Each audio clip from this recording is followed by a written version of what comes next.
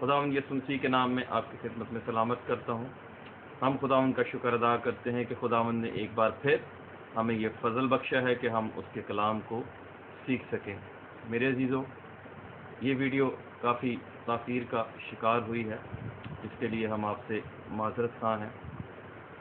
ہم اپنے اسی سلسلے کا آغاز کریں گے جہاں سے ہم نے اپنی بات کو ختم کیا تھا، اور میں نے گزشتہ ویڈیو کے اندر آپ کو یہ بتایا تھا کہ ہم ایک بار پھر سے بائبل مقدس کے بارے میں جو حوالہ ہم نے پڑھا تھا، دوسرے تیموتھیوس کے خط کے 3 باب کی 16ویں آیت کا، اس پر ایک دفعہ پھر سے ہم جائیں گے اور اس پر ایک دفعہ پھر سے ہم غور کریں گے، جہاں لکھا ہے کہ ہر ایک صحیفہ جو خدا کے الہام سے ہے،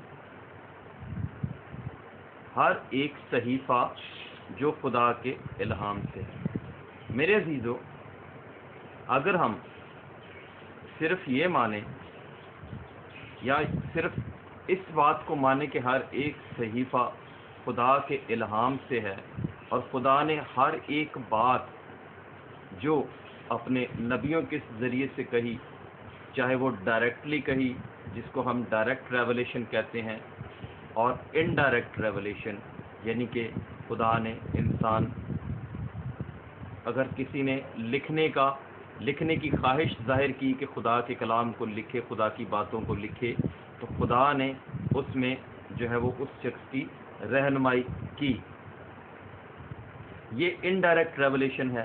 اس کو ایک تو ڈائریکٹ ریولیشن جس کے بارے میں نے بتایا کہ خدا نے ڈکٹیٹ کرایا، جیسے ہم نے گزشتہ ویڈیوز کے اندر بزرگ موسیٰ کے بارے میں سیکھا کہ خدا نے بزرگ موسیٰ کو اپنا کلام ڈکٹیٹ کرایا، اور بھی بہت سارے نبیوں کو جیسے جیسے خدا کہتا گیا وہ لوگ بزرگ موسیٰ جو ہے وہ اس کلام کو تحریر کرتے گئے۔ اب جو اس کے علاوہ اور بھی بہت ساری باتیں ہیں کلام کے اندر جو خدا نے جو ہے وہ ڈائریکٹ ڈکٹیٹ کرائی ہیں لوگوں سے۔ خدا نے کہا کہ اس بات کو لکھ، اس کو لکھنا ضروری ہے، تو ان لوگوں نے، نبیوں نے ان کتابوں کو یا ان خدا کی ان باتوں کو جو ہے وہ تحریر کیا۔ یہ ہے ڈائریکٹ ریولیشن۔ اور دوسرا مکاشفہ جو ہے، دوسرا جو ریولیشن ہے وہ ہے انڈائریکٹ ریولیشن، جس کا طریقہ کار یہ ہوتا تھا کہ خدا نے اگر کسی انسان نے، کسی شخص نے لکھنے کی خواہش ظاہر کی کہ میں خدا کے جو باتیں، خدا کی باتیں ہیں، کلام کی باتیں ہیں، جیسے خداوند یسوع مسیح نے اگر کوئی بات کی ہے، شاگردوں میں سے اگر کسی کی خواہش ہوئی کہ میں ان باتوں کو لکھوں، تو انہوں نے اپنی خواہش سے نہیں لکھی۔ جب وہ لکھنے لگے تو خدا کے روح نے ان کو کنٹرول کیا، اور خدا کے روح نے اپنی مرضی کے مطابق جس طرح سے خدا چاہتا تھا کہ وہ لکھیں، اسی طرح سے خدا کے پاک روح کی رہنمائی کے اندر وہ لوگ جو ہیں وہ لکھتے گئے۔ لوکا کی انجیل کے پہلے باب کے اندر ہم دیکھیں، اگر لوکا کی انجیل کا ذرا پہلا باب نکالیے، لوکا کی انجیل کا پہلا باب، اور اس کی پہلی آیت سے ذرا پڑھنا شروع کریں، ہمیں پتہ چلے گا کہ بہت سے لوگوں نے ان باتوں کو لکھنے کی خواہش کی جو خداوند یسوع مسیح سے لوگ سنتے تھے۔ جی، پہلے باب کی پہلی آیت سے پڑھنا شروع کریں۔ کیونکہ بہتوں نے اس پر کمر باندھی ہے کہ جو باتیں ہمارے درمیان واقع ہوئیں ان کو ترتیب وار بیان کریں۔ Thank you. کیا لکھا ہے کہ کیونکہ بہتوں نے کمر باندھی ہے کہ جو باتیں ہمارے درمیان واقع ہوئیں ان کو ترتیب وار لکھیں۔ یعنی کہ جب کسی شخص نے خداوند یسوع مسیح کے بارے میں لکھنے کی کوشش کی، یا انہوں نے خواہش کی کہ ان باتوں کو جو ان کے درمیان میں ہوئی ہیں، جو خداوند یسوع مسیح کی جو تعلیمات ہیں، ان کو لکھا جائے، تو پھر خدا نے ان کی مدد کی، روح القدس کی رہنمائی میں وہ لوگ لکھتے تھے۔ اور اس طرح سے یہ انڈائریکٹ ریولیشن ہے، یعنی کہ انسان نے خواہش ظاہر کی اور خدا نے اس کو کنٹرول کیا، اور خدا نے اپنے پاک روح کی رہنمائی سے اس کو تحریر کروایا۔ لکھا ہے ہر ایک صحیفہ جو خدا کے الہام سے۔ ابھی ہم نے بہت مختصر بات کی ہے ڈائریکٹ ریولیشن اور انڈائریکٹ ریولیشن پر۔ آئندہ آنے والی ویڈیوز کے اندر جب ہم اس پر مزید بات چیت کریں گے تو ہم سیکھیں گے کہ ڈائریکٹ ریولیشن اور انڈائریکٹ ریولیشن کیا ہے۔ تو ہر ایک صحیفہ جو خدا کے الہام سے ہے۔ میرے عزیزو، صرف یہی ماننا کافی نہیں ہے کہ ہر ایک صحیفہ خدا کے الہام سے ہے اور جتنی بھی باتیں لکھی گئیں خدا کے الہام سے لکھی گئیں اور موجود ہیں، بلکہ میں نے پچھلی ویڈیو کے آخر میں بھی آپ کو بتایا تھا اور میں نے ذکر کیا تھا، صرف انسپریشن ماننا ضروری نہیں ہے کہ یہ روح القدس کی انسپریشن سے ہے، الہام سے ہے، بلکہ اس کے ساتھ اس بات کو بھی پورے طور پر ماننا اور اس پر یقین رکھنا ضروری ہے کہ نہ صرف یہ انسپریشن ہے بلکہ یہ پریزرویشن ہے، یعنی کہ خدا نے نہ صرف اپنا کلام لکھوایا، نہ صرف ہر ایک صحیفہ خدا کے الہام سے ہے، بلکہ خدا نے اس کی محافظت بھی کی ہے۔ خدا نے اپنے کلام کی ہر دور کے اندر ہر وقت خدا نے اپنے کلام کی محافظت کی ہے، حفاظت کی ہے، اور اس کلام کو خدا نے محفوظ رکھا ہے۔ آج اگر ہم غور کریں تو ہمیں یہ تعلیم تو بہت زیادہ نظر آتی ہے کہ ہر ایک صحیفہ جو ہے وہ خدا کے الہام سے ہے، خدا نے اپنے پاک روح کے وسیلہ سے اپنے کلام کو لکھوایا ہے۔ ڈائریکٹ ریولیشن اور انڈائریکٹ ریولیشن دونوں کی بات کی جاتی ہے، لیکن ہمیں یہ تعلیم بہت کم نظر آتی ہے کہ خدا نے اپنے کلام کی حفاظت بھی کی ہے۔ میرے عزیزو، سوچیں، اگر ہم صرف یہ مانیں کہ خدا نے اپنے کلام ہر ایک صحیفہ اس نے اپنے روح القدس کی ہدایت سے، خدا کے دم سے، یہ ہر ایک صحیفہ جو ہے خدا کے الہام سے ہے، اگر صرف ہم یہ مانیں اور یہ نہ مانیں کہ خدا نے اس کی حفاظت بھی کی ہے تو خدا کامل نہیں ٹھہرتا۔ وہ خدا جس نے اپنا کلام قلم بند کروایا ہے اور جس کا ہر ایک صحیفہ اس کے الہام سے ہے، ہر ایک صحیفہ اس کے الہام سے ہے، تو وہ پھر اپنے الہام کی، اپنے کلام کی حفاظت بھی کرتا ہے۔ اگر اس نے حفاظت نہیں کی، اگر اس کا کلام کہیں کھو گیا، تو پھر خدا جو لکھوانے والا ہے اس کے بارے میں یہ تاثر سامنے آتا ہے کہ خدا علم الغیب نہیں ہے، اس کو یہ معلوم نہیں تھا کہ آنے والے وقت میں کیا ہوگا۔ اس کا کلام جو وہ لکھوا رہا ہے، جو اس کے دم سے ہے، جو اس کی روح سے ہے، جو خدا کا دم ہے، جو اس کی انسپریشن ہے، وہ کہیں کھو جائے گا۔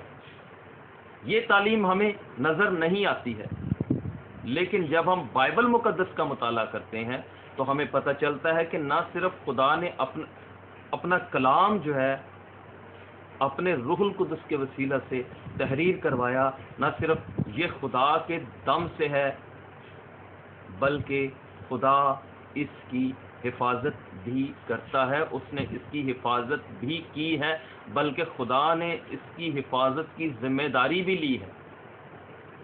ہم کیسے یہ مان لیں کہ یہ کلام صرف خدا کے الہام سے ہے اور خدا نے اس کی حفاظت نہیں کی ہے؟ دنیا کیوں اس بات کو مانتی اور کیوں اس بات پر آ کر اٹک جاتی ہے؟ بہت سے لوگ اس بات پر آ کر اٹک جاتے ہیں کہ خدا کا کلام تبدیل ہو گیا ہے۔ کیوں؟ ہم میں سے بہت سے ایسے لوگ ہیں جو اپنے نام کے سامنے اپولوجسٹ لکھتے ہیں، اور جب کلام کو ثابت کرنے کی، اس کی صداقت کو ثابت کرنے کی باری آتی ہے تو غیر مسیحی کتابوں کا سہارا لے کر ان کے اندر سے حوالے دے کر کلام کو ثابت کرنے کی کوشش کی جاتی ہے۔ اور اپنے آپ کو کہتے ہیں کہ ہم اپولوجسٹ ہیں۔ میرے عزیزو، جب آپ عدالت کے اندر کوئی مقدمہ کسی شخص کا لے کر جاتے ہیں، یا جب آپ کبھی مقدمات کو دیکھتے ہیں، تو کیا کبھی ایسا ہوتا ہے اگر آپ نے کسی شخص کے اوپر مقدمہ کیا ہو، یا کسی نے آپ کے اوپر مقدمہ کر دیا ہو، یا کسی نے کسی کے اوپر مقدمہ کر دیا ہو، اور وہ اپنے آپ کو درست ثابت کرنے کے لیے دوسروں کا سہارا لے؟ کبھی ایسا ہوا ہے؟ ایسا نہیں ہو سکتا۔ مقدمات کے اندر بھی ہم دیکھتے ہیں کہ اپنے آپ کو درست ثابت کرنے کے لیے اپنے متعلق دلیل دی جاتی ہے کہ ہاں میں درست ہوں، میرے پاس جو دلائل ہیں وہ درست ہیں، دوسرا مخالف شخص جو ہے وہ غلط ہے۔ لیکن ہم ایسا نہیں کرتے۔ ہم بائبل مقدس کو درست ثابت کرنے کے لیے ہم دوسری کتابوں کا سہارا لیتے ہیں۔ میں اپنی بات اگر کروں، اس کا مطلب یہ نہیں ہے کہ میں دوسری کتابوں کے، دوسری مذاہب کی کتابوں کے بارے میں جانتا نہیں ہوں۔ مجھے تقریباً خداوند میں 22 سال ہو چکے، اور 15 سال میں نے اسلامک اسٹڈی کی، اور میں نے 3 تراجم قرآن شریف کے وہ مکمل کیے، ان کو میں نے پڑھا۔ پہلا ترجمہ جس کا میں نے پڑھا،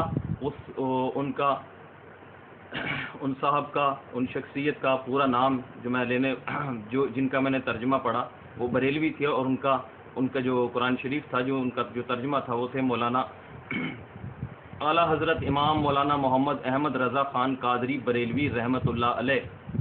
ان کا ترجمہ میں نے پورا پڑھا۔ اس کے علاوہ میں نے یوسف علی کا، اس کے علاوہ میں نے شاہ فہد کا ترجمہ پڑھا۔ بہت سارے تراجم میں نے، اس کے علاوہ بھی کافی سارے تراجم جو ہے وہ میری نظر سے گزرے، اور بہت سارے دلائل ان کے اندر بھی موجود ہیں۔ لیکن میں نے آپ کو اپنی پہلی ویڈیو کے اندر بتایا تھا کہ بائبل کو کسی دوسرے سہارے کی ضرورت نہیں ہے۔ بائبل اپنے متعلق خود بیان کرتی ہے۔ بائبل کے اندر اس کے اندر اتنی شہادتیں موجود ہیں جو اس کی صداقت کو ثابت کرنے کے لیے، یا اس کی صداقت کو سمجھنے کے لیے کافی ہیں۔ تو ہم بائبل کے الہامی ہونے کا تو ذکر کرتے ہیں، ہمیں نظر آتا ہے، ہم بہت ساری جگہوں پہ ہم کتابوں کے اندر بھی پڑھتے ہیں کہ ہر ایک صحیفہ جو ہے وہ خدا کے الہام سے ہے، اور اس پر بہت ساری تعلیم جو ہے وہ دی جاتی ہے۔ اس کے ساتھ ساتھ ہمیں یہ بھی معلوم ہونا چاہیے کہ نہ صرف بائبل مقدس خدا کے الہام سے ہے، خدا نے اپنا الہام تحریر کروایا ہے، اور اس کو تحریر کروا کر صرف چھوڑ نہیں دیا کہ اس نے تحریر کروا دیا، اپنے روح سے اس کو تحریر کروایا اور اس کو چھوڑ دیا، بلکہ خدا نے اپنے کلام کی حفاظت کی ذمہ داری لی، اور وہ اپنے کلام کی خود حفاظت کرتا رہا ہے اور کرتا رہے گا۔ میرے عزیزو، ہم حفاظت کی بات کر رہے ہیں، اور بہت سے جو غیر مسیحی ہیں اور جو اس بات پر ایمان رکھتے ہیں کہ بائبل مقدس جو ہے وہ تبدیل ہو چکی ہے، تو ان کے سمجھنے کے لیے ایک بات میں آپ کے سامنے رکھنا چاہتا ہوں۔ مثال، بہت سے غیر مسیحی لوگ ہیں جو یہ مانتے ہیں کہ بائبل جو ہے اس کے اندر تبدیلیاں ہوتی رہی ہیں پہلے، اور وہ بدلتی رہی ہے یا وہ منسوخ ہوتی رہی ہے۔ مثال کے طور پر، اگر پہلی کتاب آئی، خدا نے پہلی کتاب توریت نازل فرمائی، ٹھیک ہے، اور اس کے اندر لکھا ہوگا کہ خدا انسان نہیں ہے کہ جھوٹ بولے، خدا اپنی بات سے بدلتا نہیں ہے، یہ توریت کے اندر لکھا ہوگا، ٹھیک ہے۔ اور اگر ہم یہ مانیں کہ توریت بھی آئی، بدل گئی، حالانکہ اس کے اندر لکھا ہوا تھا کہ خدا اپنی بات سے بدلتا نہیں ہے، وہ اپنی بات سے پھرتا نہیں ہے، بدل گئی۔ زبور آیا، اس کے اندر بھی لکھا ہوا تھا کہ خدا کا کلام ہے، یہ ابد تک قائم ہے، اور ہم یہ بھی مانیں کہ وہ بدل گئی، تبدیل ہو گئی، منسوخ ہو گئی، ختم ہو گئی۔ اس کے بعد صحائف آئے، ان کے اندر بھی یہ باتیں موجود ہیں کہ خدا جو کہتا ہے وہ کرتا ہے، وہ اپنی بات سے کبھی بدلتا نہیں ہے، وہ خدا اپنی بات سے پھرتا نہیں ہے، وہ قادر مطلق ہے۔ وہ کتاب بھی بدل گئی۔ انجیل آئی، اس کے بارے میں لکھا ہے، انجیل کو پڑھیں اس کے اندر یہ لکھا ہوا ہے کہ خداوند یسوع مسیح نے کہا کہ جب تک ہر ایک بات آسمان اور زمین ٹل نہ جائیں میرے منہ کی باتیں ہرگز نہ ٹلیں گی. اور اس نے یہ بھی کہا کہ شریعت میں توریت کی کتاب کو توریت کو نبیوں کے صحیفوں کو منسوخ کرنے نہیں بلکہ پورا کرنے آیا ہوں.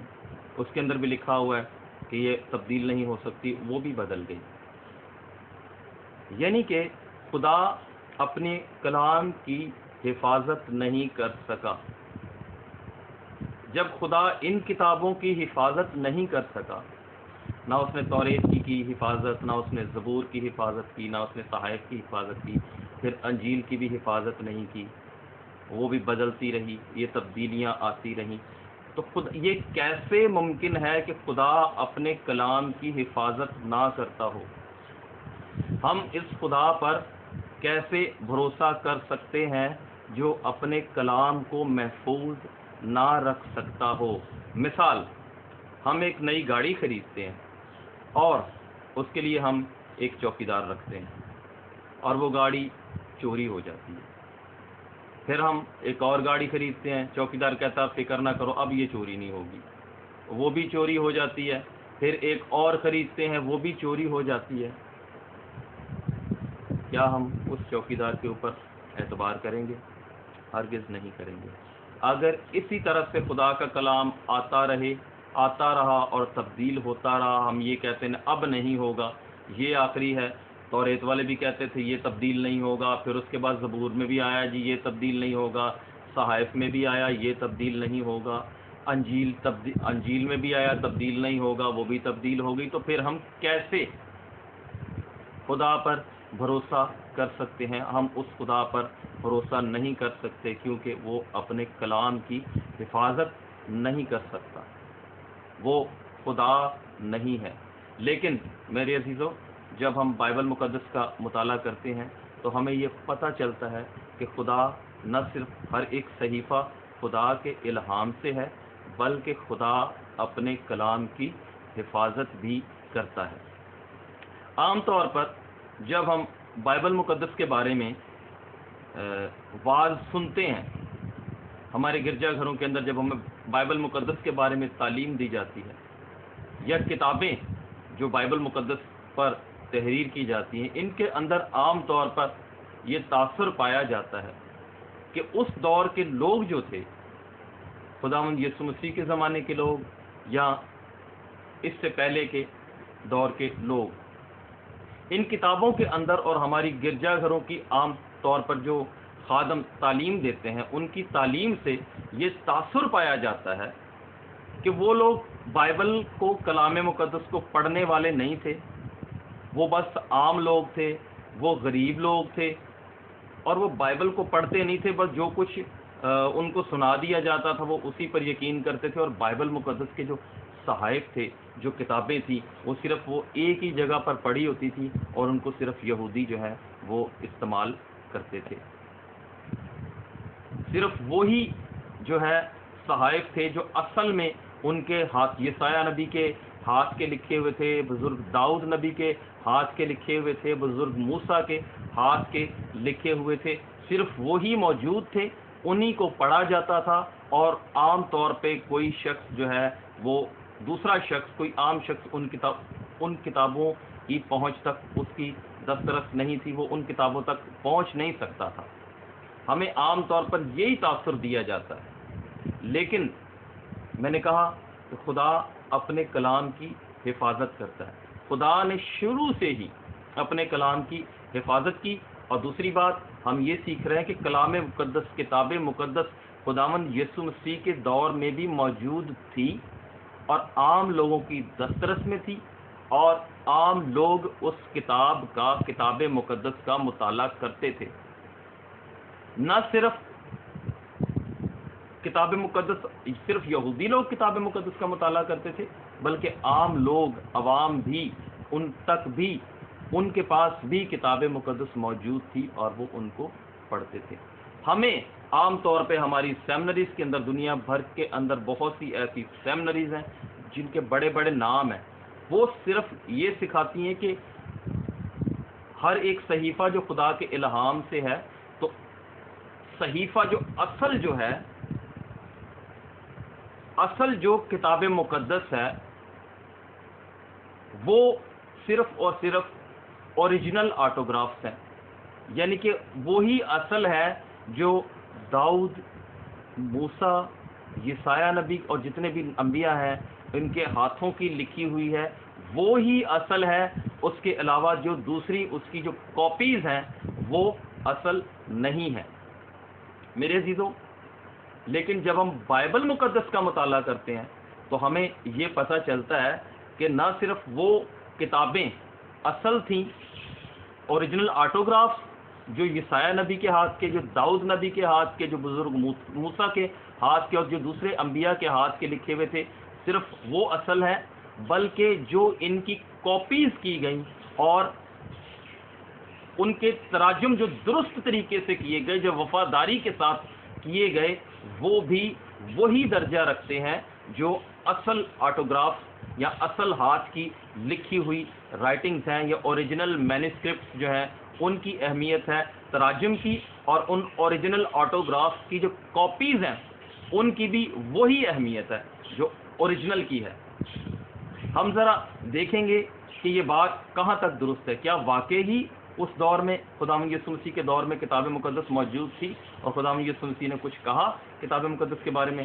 تو دیکھیں گے ہم متی کی انجیل اس کا 21واں باب اور اس کی 42ویں آیت۔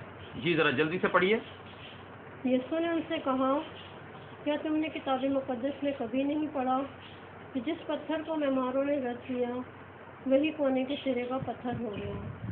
یہ خداوند کی طرف سے ہوا اور ہماری نظر میں عجیب ہے۔ Thank you.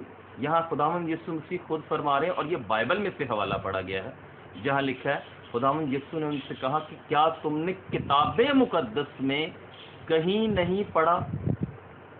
یہ لوگوں سے بات ہو رہی ہے، خداوند یسوع مسیح کہہ رہے ہیں کیا تم نے کتاب مقدس میں سے کہیں نہیں پڑھا؟ اس کا مطلب یہ ہے کہ کتاب مقدس لوگوں کے پاس موجود تھی۔ خداوند یسوع مسیح نے ایسا نہیں کہا، یہ تعلیم انہوں نے نہیں دی، یہ بات انہوں نے نہیں کی کیا تم نے اوریجنل آٹوگرافس کے اندر سے جو یسایہ کے ہاتھ کے لکھے ہوئے ہیں، جو داؤد کے ہاتھ کے لکھے ہوئے ہیں، جو ایک جگہ پر پڑے ہوئے ہیں، وہاں جا کر تم نے کبھی اس بات کو نہیں پڑھا؟ کتاب مقدس اس دور کے اندر موجود تھی، لوگوں کے پاس کاپیز میں موجود تھی، اس کی کاپیز ہوئی تھی اور ان کاپیز کی صورت میں لوگوں تک موجود تھی۔ خدا نے نہ صرف اوریجنل آٹوگرافس کی حفاظت کی بلکہ جو کاپیز اوریجنل آٹوگرافس کی جو کاپیز تھی اس کی بھی خدا نے حفاظت کی، کیونکہ خدا کامل خدا ہے اور جس نے یہ کلام ہر ایک صحیفہ جس کے الہام سے ہے، اور اگر اس نے اس کی حفاظت نہیں کی اور وہ کہیں کلام کہیں کھو گیا ہے، آج ہمارے پاس اوریجنل آٹوگراف ہر کسی کے ہاتھ میں موجود نہیں ہے، تو اس کا مطلب ہے کہ پھر ہمارے پاس بائبل موجود نہیں ہے۔ بائبل کے تراجم جو وفاداری کے ساتھ جو درست طریقے سے کیے گئے ہیں وہ بھی وہی درجہ رکھتے ہیں، اور ان اوریجنل آٹوگراف کی جو کاپیز تھی جو کی گئیں وہ بھی وہی درجہ رکھتی ہیں۔ خداوند یسوع مسیح کے دور میں بائبل مقدس موجود تھی۔ ابھی ہم مزید سیکھ رہے ہیں۔ دوسرا حوالہ لوکا کی انجیل اس کے 4 باب کی 18ویں آیت پڑھیے۔ خداوند کا روح مجھ پر ہے، اس لیے 17ویں آیت سے پڑھنا شروع کریں، 16ویں آیت سے۔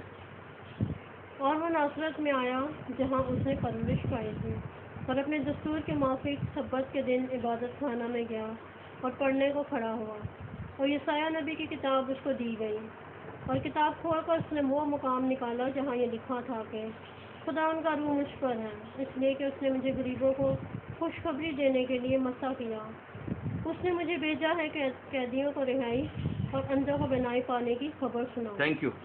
یہاں پر دیکھیے خداوند یسوع مسیح ہیکل میں آئے اور ان کو یسایہ نبی کا ان کو کتاب دی گئی جہاں سے انہوں نے وہ مقام نکالا جہاں پر یہ لکھا تھا کہ خداوند کا روح مجھ پر ہے۔ یسایہ نبی کا صحیفہ اس کو دیا گیا، کتاب اس کو دی گئی۔ اگر اب یسایہ نبی کا صحیفہ جو ہے وہ خداوند یسوع مسیح کے آنے سے تقریباً 800 سال پہلے کی تحریر ہے، اور خداوند یسوع مسیح کو وہ کتاب دی گئی اور خداوند یسوع مسیح نے اس کتاب کو پڑھا۔ کہیں ایسا نہیں لکھا کہ خداوند یسوع مسیح نے جو ہے وہ بڑے بڑے گلوز پہنے اور پھر اس کتاب کو پکڑا، کیونکہ وہ پیپر جو ہے وہ تمہار جو ہے وہ تقریباً 800 سال پرانا تھا اور وہ بکھر رہا تھا، اور جو ہے وہ خداوند یسوع مسیح نے جو ہے وہ بڑے احتیاط سے جو ہے وہ اس کو پکڑا، کہیں وہ پھٹ نہ جائے، کہیں وہ ادھر ادھر نہ ہو جائے، ایسی بات جو ہے وہ اس میں نہیں لکھی ہے۔ اس کا مطلب یہ ہے کہ اس یسایہ نبی کے جو اوریجنل آٹوگراف تھے، جو اس کی ہینڈ وہ جو مینuscripts تھا، یہ اس کی کاپیز تھیں جو لوگوں کی پہنچ میں تھی، جو ہیکل کے اندر موجود تھی۔ آگے چل کے مزید ہم جو ہے اس بارے میں اور سیکھتے ہیں۔ اب یوحنا کی انجیل جو ہے اس کا نکالیے آپ 5ویں باب کی 39ویں آیت۔ تم کتاب مقدس میں ڈھونڈتے ہو کیونکہ سمجھتے ہو کہ اس میں ہمیشہ کی زندگی تمہیں ملتی ہے۔ Thank you. یہاں خداوند یسوع مسیح کیا کہتے ہیں کہ تم کتاب مقدس میں ڈھونڈتے ہو۔ اس کا مطلب یہ ہے لوگوں سے یہ بات ہو رہی ہے اور خداوند یسوع مسیح ان سے کہتے ہیں کہ تم کتاب مقدس میں ڈھونڈتے ہو کہ اس میں ہمیشہ کی زندگی ہے، اور یہ وہ ہے۔ اگلا حصہ اس کا پڑھیے ذرا، اسی آیت کو دوبارہ پڑھیے، 39ویں آیت کو، یوحنا کی انجیل کے 5ویں باب کی 39ویں آیت۔ تم کتاب مقدس میں ڈھونڈتے ہو کیونکہ سمجھتے ہو کہ اس میں ہمیشہ کی زندگی تمہیں ملتی ہے، اور وہ ہے جو میری گواہی دیتی ہے۔ Thank you, thank you. اور یہ وہ ہے جو میری گواہی دیتی ہے، یعنی کہ کتاب مقدس کا لوگ مطالعہ کرتے تھے، لوگوں کے پاس کتاب مقدس موجود تھی، اس کی اوریجنل آٹوگراف کی کاپیز موجود تھیں۔ خدا نے شروع سے آخر تک اپنے کلام کی حفاظت کی ہے۔ یہ صرف ہیکل کے اندر ایک مخصوص جگہ پر ایک لائبریری کے اندر پڑی ہوئی کتاب نہیں تھی، بلکہ اس کی کتاب مقدس کی بزرگ موسیٰ کی، بزرگ داؤد کی، بزرگ یسایہ نبی کے صحائف جو تھے اوریجنل، ان کی کاپیز تھیں جو بڑی وفاداری کے ساتھ کی گئی تھی، اور خدا نے اپنی کلام کو محفوظ رکھا تھا، اور یہ اس وقت بھی لوگوں کے ہاتھوں کے اندر تھا، کیونکہ خدا نے بنی اسرائیل کو یہ حکم دیا تھا کہ اپنے بچوں کو جو جو باتیں ہوئی ہیں اپنی اولاد کو بتانا، ان کو سکھانا کہ خدا نے کیا کیا کیا ہے۔ اور بہت ساری جگہوں پر بہت ساری روایات، بہت ساری باتیں ہمیں ہمارے سامنے آتی ہیں بنی اسرائیل کی ہسٹری میں بھی کہ لوگوں نے ایسا کیا، اور آج بھی یہودیوں کے پاس وہ کتاب مقدس موجود ہے، آج بھی وہ اس کا مطالعہ کرتے ہیں، اور آج بھی جو ہے ان کی کاپیز لوگوں کے گھروں کے اندر موجود ہیں، اور لوگوں وہ جو ہے وہ اپنے بچوں کو سکھاتے ہیں۔ اب ایک اور آیت، اگر ہم صرف یہ مانتے ہیں کہ کتاب مقدس جو ہے وہ صرف ہیکل کے اندر ہی موجود تھی، ایک خاصی جگہ تھی، اور وہی اوریجنل آٹوگراف تھے جو کاہن پڑھتے تھے اور لوگ سنتے تھے، لوگوں تک موجود نہیں ہے، تو یہ بات یہاں پر آ کر غلط ثابت ہو جاتی ہے۔ نکالیے ذرا اعمال کی کتاب، اس کا 8واں باب اور اس کی 26ویں آیت سے پڑھیں، ذرا دھیان سے سنیے گا۔ پھر خداوند کے فرشتہ نے فلپس سے کہا کہ اٹھ کر دکن کی طرف اس راہ تک جا جو یروشلم سے غزہ کو جاتی ہے اور جنگل میں ہے۔ وہ اٹھ کر روانہ ہوا تو دیکھو ایک حبشی کھوجا آ رہا تھا۔ وہ حبشیوں کی ملکہ کنداکیہ ایک وزیر اور اس کے سارے خزانے کا مختار تھا، اور یروشلم میں عبادت کے لیے آیا تھا۔ وہ اپنے رتھ پر بیٹھا ہوا اور یسایہ نبی کے صحیفے کو پڑھتا ہوا واپس جا رہا تھا۔ دیکھیے یہاں کیا لکھا ہے، اگلی آیت آگے ہم پڑھیں گے۔ یہاں لکھا ہے کہ ایک حبشی کھوجا جو دوسری جگہ سے آیا تھا، وہ یروشلم میں عبادت کے لیے آیا تھا، اور اب وہ کیا کر رہا ہے، واپس جا رہا ہے، اور کیا کر رہا، اس کے پاس کیا ہے، اپنے رتھ پر بیٹھا ہوا وہ یسایہ نبی کی کتاب پڑھ رہا ہے۔ کس کی کتاب پڑھ رہا ہے؟ یسایہ نبی کی کتاب پڑھ رہا ہے۔ اس کے پاس کہاں سے آئی؟ کیا جب وہ واپس جا رہا تھا اور اس نے ہیکل میں سے، جب وہ یروشلم میں عبادت کے لیے آیا تھا، کیا اس نے ہیکل کی لائبریری سے جا کر یسایہ نبی کا وہ صحیفہ، کیونکہ اوریجنل آٹوگراف تھی، جو ہے وہی کتاب مقدس ہے اور لوگوں کے پاس کتاب نہیں تھی، اس نے وہ چرا لی اور چرا کر اپنے پاس محفوظ کر لی، اور سوچ رہا ہوگا کہ ہاں میں نے یسایہ نبی کا صحیفہ چرا لیا ہے اور آج میرے پاس وہ کیا ایسا ہوا تھا۔ اور پھر اس کے بعد کیا ہوا؟ جب وہ یسایہ نبی کا صحیفہ پڑھتے ہوئے جا رہا ہے، پھر کیا ہوا جی؟ پڑھیے۔ انہوں نے فلپس سے کہا کہ نزدیک جا کر اس رت کے ساتھ کھولے۔ بس فلپس نے اس طرف دوڑ کر اسے یسایہ نبی کا صحیفہ پڑھتے سنا اور کہا، جو تو پڑھتا ہے اسے سمجھتا بھی ہے؟ اس نے کہا، یہ مجھ سے کیوں کر ہو سکتا ہے جب تک کوئی مجھے ہدایت نہ کرے؟ اور اس نے فلپس سے درخواست کی کہ میرے پاس آ بیٹھ۔ کتاب مقدس کی جو عبارت وہ پڑھ رہا تھا یہ تھی کہ لوگ اسے بھیڑ کی طرح ذبح کرنے کو لے گئے۔ Thank you. اب فلپس سے خدا کے روح نے کیا کہا کہ جا، اس کے پاس جو صحیفہ یہ ہے کل میں سے چرا کے لایا، اس سے چھین لے جا کے۔ نہیں، یہ نہیں کہا، کیونکہ کتاب مقدس اس وقت عام تھی، لوگوں کی دسترس میں تھی، لوگ اس کو پڑھتے تھے۔ تو فلپس سے کہا خدا کے روح نے کہ جا اس کے ساتھ ہو لے۔ اور جب اس کے پاس فلپس گیا اور اس نے کہا کہ جو کچھ تو پڑھتا بھی ہے، جو کچھ تو پڑھ رہا ہے اس سے سمجھتا بھی ہے، اس نے کہا اگر کوئی مجھے نہ سمجھائے، جب تک کوئی مجھے نہ سمجھائے تو میں کیوں کر سمجھوں گا؟ جب حبشی نے اس کلام کو وہاں سے چرایا نہیں۔ کتاب مقدس کی کیونکہ میں نے کہا خدا نے شروع سے لے کر آخر تک حفاظت کی ہے، اس نے اپنے کلام کو محفوظ رکھا ہے۔ کاپیز بھی اس وقت موجود تھی کتاب مقدس کی اور لوگ پڑھتے تھے، اور خداوند یسوع مسیح کے سامنے کی بات ہے، خداوند یسوع مسیح کے دور میں بھی لوگ کتاب مقدس کا مطالعہ کرتے تھے۔ خداوند یسوع مسیح نے کئی بار لوگوں سے یہ کہا، کیا تم کتاب مقدس میں نہیں پڑھتے؟ کیا کتاب میں نہیں لکھا؟ کیا توریت میں نہیں لکھا؟ خداوند یسوع مسیح کو یہ معلوم تھا کہ خدا نے اپنے کلام کی حفاظت کروائی، اپنے کلام کی حفاظت کی ہے۔ جو کچھ اس نے نبیوں کے ذریعے سے، رسولوں کے ذریعے سے، پیغمبروں کے ذریعے سے، بزرگوں کے ذریعے سے لکھوایا ہے، خدا نے اس کی حفاظت کی ہے۔ خداوند یسوع مسیح نے کبھی اس پر اعتراض نہیں کیا۔ آئیے دو حوالے اور دیکھیں گے۔ اعمال کی کتاب اس کا 17واں باب اور اس کی دوسری آیت۔